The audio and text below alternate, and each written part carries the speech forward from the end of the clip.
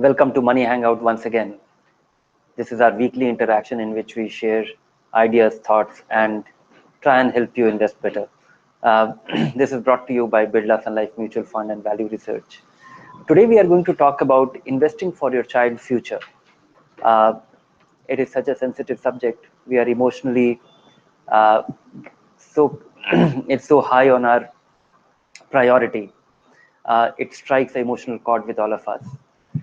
Understandably so. The cost of education, the very example, when I recall the cost of my graduation, what my parents paid for my graduation, things have changed dramatically. In those days, it was all government funded, colleges.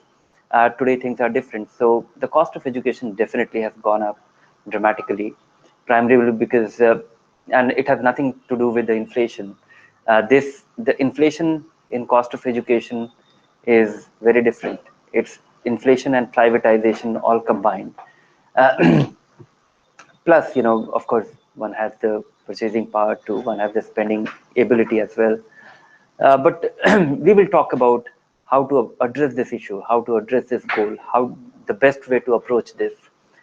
Because most investors are initiated, or the whole idea gets triggered by an emotional appeal by a product, uh, particularly an insurance policy which says that it's a child's plan and parents should take care of their, prepare for their child's education, or child invest for their children or for their child's future. And it is low on facts, very high on emotion. That strikes a chord, and that actually contributes to, at least that forces you to think. Even the government did that, Sukanya Samriddhi Yojana. It has a social goal, it provides a guaranteed return. It is a great, it might be a great thing for people who otherwise have no access to financial product. You can go to your nearest post office and start investing for your girl child. It gets you the tax break. The money, the return is guaranteed. It is little more than, it's about as much as the public provident fund. Safety, I think, is the cornerstone here. But that may not be the finest of plan, because investing for 18 years, investing for a young child, and doing a long-term fixed income investment, that is not financially prudent. It is leaving, it's missing on a huge opportunity. So how you should approach this? I think I'll just set the principles for you. One is that approach this goal in no other way but in the prudent way. Uh, it is just as important as your retirement, saving for your retirement, or for any other goal. You should have only 2 3 things in mind. One is that the money should be appropriately invested depending on the time frame, and this time frame can change for different, depending on the age of your child. If your child is going to get into the college 4 years from now, and you estimate that 40 50 lakh rupees will be needed, then this is a short term investment which you have to make. You don't have the time to accumulate and plan. If you are planning to invest for your newborn child, you have all the time, and you should think very differently. You need to plan a very different, you need to take a very different course for investing for this child. If your child is 5 year old and you still have 10 12 years before his graduation, you need to plan differently. So it all depends. You cannot have a hard and fast rule, or just any picking any child plan will not help you. In fact, picking any child fund is undesirable, because most of the, it's important to understand that buying an insurance policy which is being referred as a child plan may not be the wisest thing to do, because uh, of course, before you get on to this, I'm assuming that you have 2 3 things in place, which is the basic foundation for any investor. You should have an emergency fund. The money should be lying in your bank account or in a liquid fund, so that you can access it anytime, and it should be conveniently accessible. So we have talked about it in the past, and so this is the step one. Second step is having your health insurance, because if you don't have that, then all your investment plan is derailed, because a small hospitalization, or some bad health, can actually completely upset your investment plan or savings plan. Then comes term insurance. If you have financial dependence, you must have life insurance, and the life insurance should be looked upon as a cost. Once you have these three things, then you are well taken care of. And this life insurance part is very important if you have dependent child, because factor in that cost. Uh, if you have a if you don't have a child and you just have to take care of your spouse, and she's the only financial dependence, or your parents, you need to think differently. The moment you add a child in your family, then you need to really bump up your term insurance or your insurance estimation.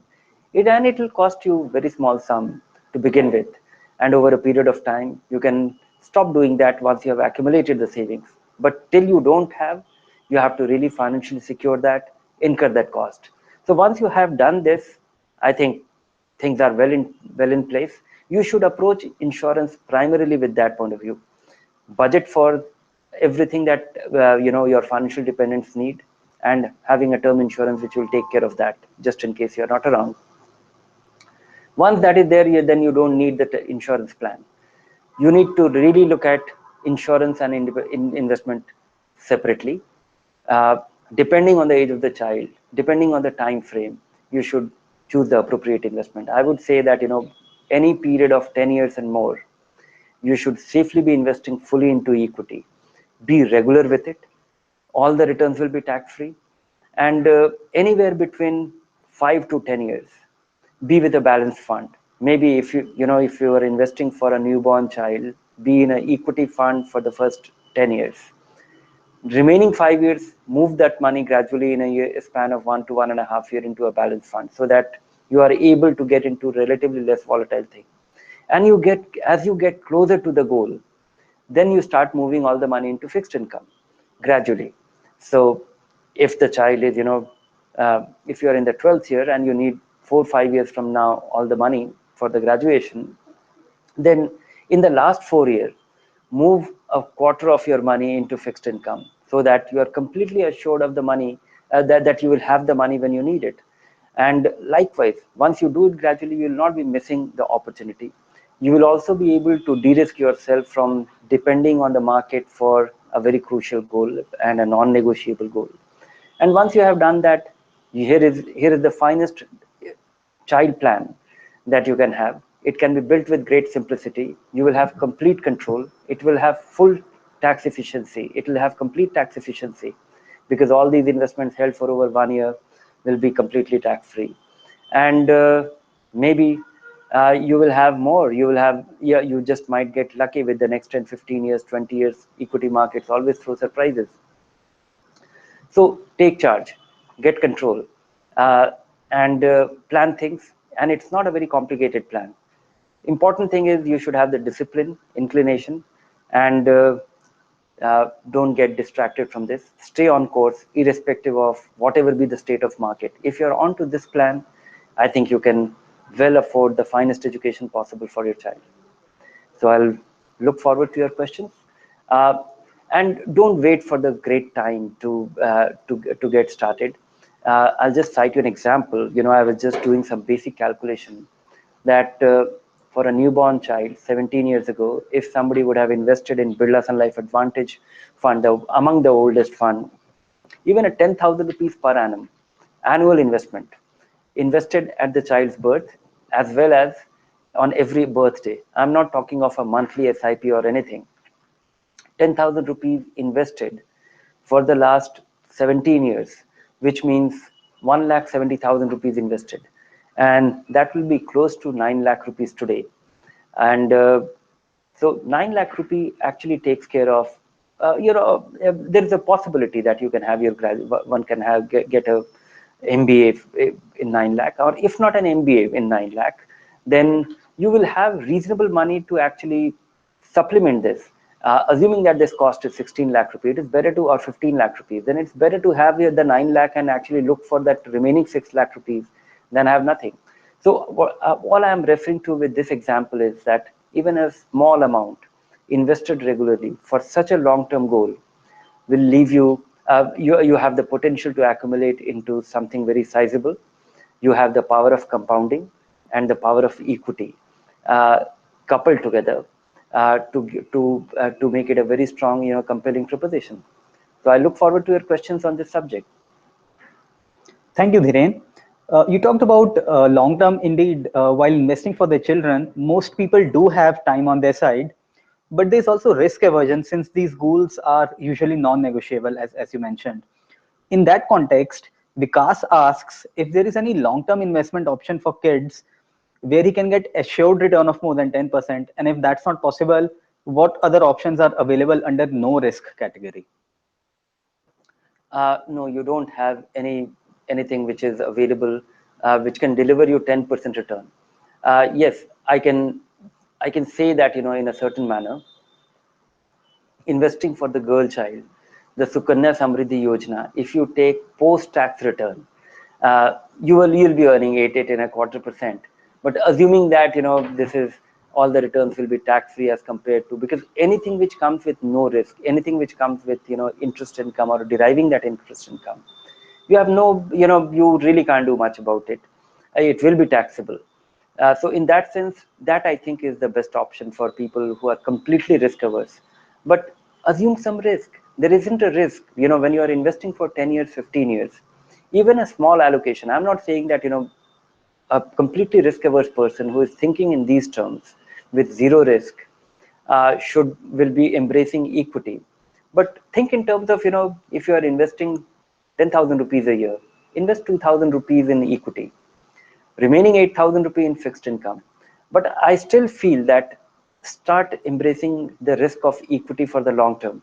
I completely agree with you that if you are investing for 2 years, 3 years, 4 years, never invest in equity. But if you are investing for 18 years and if you are going to invest regularly, not assuming that risk is the biggest risk. Thanks, Dhiren. Next up, Mr. Sadhankar asks how investing in MFs, or he's asking, is there any specific advantage to investing in mutual funds in the name of the child? No, there isn't a great advantage, but in some cases, one or two, yeah, there are 2, 3 funds, HDFC has one or UTI has one. There have been some cases, where grandparents can invest in the child's name, and you don't need the child's, because for investing in the child's name, you need to open the bank account, then some major will be actually operating that account or will be investing on that behalf, but you don't need to do any of that. You don't need to complicate. All this is legitimate money. Invest in your name and keep in mind that it is for your child. The only advantage which, in many cases, grandparents want to invest for their grandchild. In that case, grandparents invest and they invest in the child's name, but they can operate. And when the child attains majority, he becomes the owner of that investment. So it becomes a very methodical way for gifting it to your children. But I don't think any person planning to invest for his child's future needs to complicate from a tax angle. You invest in your name, you sponsor your child's education, and you will have the money. But Dhiren, do you think there could be any value in terms of keeping the portfolio for the child segregated by investing in his name? So you talked about discipline, and I think that's a very crucial point for long-term investments. Is there any benefit from that context? Yes, if you think that you are not that disciplined, or you will, in the course of next 18, 17, 18 years, there will be an opportunity when you just might be getting distracted, or you'll be laying your hands on that money. But I think you have to really enforce this discipline in your own mind. Uh, if you earmark 1 or 2 investment which is for your child, and if you're investing regularly towards a goal, you have to make sure that this is for your child, and you should not be getting distracted. uh, it is actually no protection. Even if it is in your child's name, you will redeem that investment, you can spend that money, you can consume that money. I would say mental enforcement of this discipline is the most crucial thing, because you have to keep, there are three situations in which you might get distracted, and one of it might be worthwhile. One might be, one might be, one of these distraction might be completely justifiable. One is extreme emergency. You need the money and you have nowhere to go. and here is the money lying there, but you can't access it otherwise. So it is good to have it in that case. The second is that the market can get very turbulent, and you will just might be losing faith. This is the time when you have to, but I think once you have been through with this investment for 2 3 years, that will not be the case. Only in the initial stages it so happens. So sticking to that plan when when the weather gets uncomfortable, that's the second one. The third one is that you stop contributing to the plan. I think, the second and the third one, you need that discipline in any kind of investment plan, whether you are buying a ULIP or anything, even a child plan. uh, and the first one, I would say that it's a fairly justifiable thing. So don't worry about the taxes. One should worry about the taxes from one point of view, but only crucial point of view, that when you need the when you take the money out, it should not be subject to severe taxation. And as of now, as the tax laws stand today, uh, all the returns derived from equity or equity oriented investments will be completely tax free if held for over 1 year.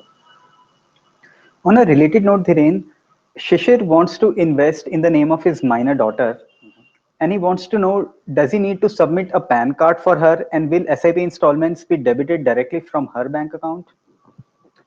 Yes, if you want to invest in the child's name, then this has to be, you need to open a bank account, and he can operate the minor's bank account. His PAN card will be needed, not his daughter's. And so that is the legal requirement. Uh, and he can well get started with this. Opening a bank account in the minor's name, which the parents operate, till the minor attains majority, is very much possible. Have that kids plan, or the bankers will help you open that account, and you don't need the PAN card for the child. But all these things, the PAN card will be needed when the child attains majority, and the whole KYC process has to be enforced when the child becomes a major, and that money has to be redeemed at any point. Moving on, Dhiren, you talked about child-specific plans offered by insurance firms. There are child-specific plans offered by mutual funds as well. And in that context, Mr. Bhavishi says that in his experience, he believes that the ordinary growth plans of mutual funds deliver better returns than the child-specific ones. What's your opinion on that? Yes, I completely agree with you, and that is why I really uh, uh, planned the whole framework for investing for your child's future. Because most of these child plan, and particularly the prominent ones from HDFC as well as UTI, the Children Career and College Plan, what used to be called CCP, they are all hybrid plans. They are not. So investing for the very long run, one should be as much in equity. And though their performance on a relative basis, given their allocation to fixed income as well, is not bad and disappointing. And the reason, of course, it is not as good as many other equity funds, for understandable reason, that these funds, any equity fund is 100% equity, while those funds are not. But I'm still quite impressed with their, given their allocation and their reasonable performance or superior performance, simply because the fund managers have the advantage that they get the money and they don't face redemptions. The money is lying there. They actually have the privilege of having the long-term money in those funds. Moving on, Thiren, since these are long-term investments, ascertaining how much money would be needed at the end of it is another crucial aspect. And that's a topic that some of our viewers have touched upon. Both Kanchan and Ravi want to know that what is the kind of inflation rate they should build into their assumptions while thinking about providing for their child's education in future, which could be 15 to 17 years away. Very difficult to guess, because and it is faced by, I don't think I will have some great thoughts here. That is why err on the side of caution. Uh, Whatever be the cost today, inflate it liberally. But looking at past 20 years, I don't think the cost of the inflation in the cost of education will be as steep as we have seen, because one, there is a inflation which is reflected in the cost of education. The other is the change in the dynamics, the change in the way the education system in this country has changed, has dramatically changed. So from a government funded college education to a fairly hybrid model, and even the government funded college education is now the top quality education, though it enables you can now borrow, you have access to relatively cheaper credit, or free access to plenty of credit, which I think is not a bad idea. I think kids become more responsible if they are aware that they're borrowing money for their education, which they have to pay for. It just might have a good impact on the way they approach education. But that apart, if you want to have enough, uh, I don't think the inflation will be as high as we have seen in the past 20 years, but I don't think it is going to be anyway lower than the normal education that we face, inflation that we face in our day-to-day life, and that could well be 7-8%. Next up, Vishwas says that if the majority of child-specific goals are more than 10 years away, is it better to pick mid and small cap funds for them? Yes, if you have invested, you have experienced it, and if you do not get unnerved by the big ups and downs, because volatility is not risk if you have the time. If you don't have the time, and if you get upset by that, then it's a great risk.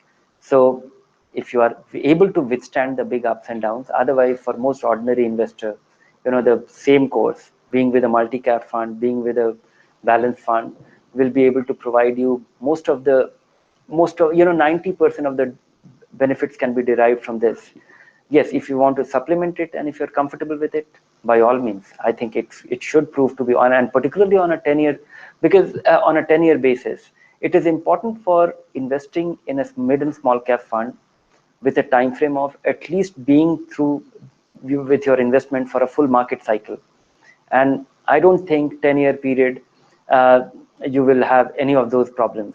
You are unlikely to be caught in the middle of a cycle. You will definitely be, you will be through with the full market cycle, or maybe a cycle and a half, or maybe two full cycles through this, which means despite the disappointment of mid and small cap in their dream, you will end up being a winner.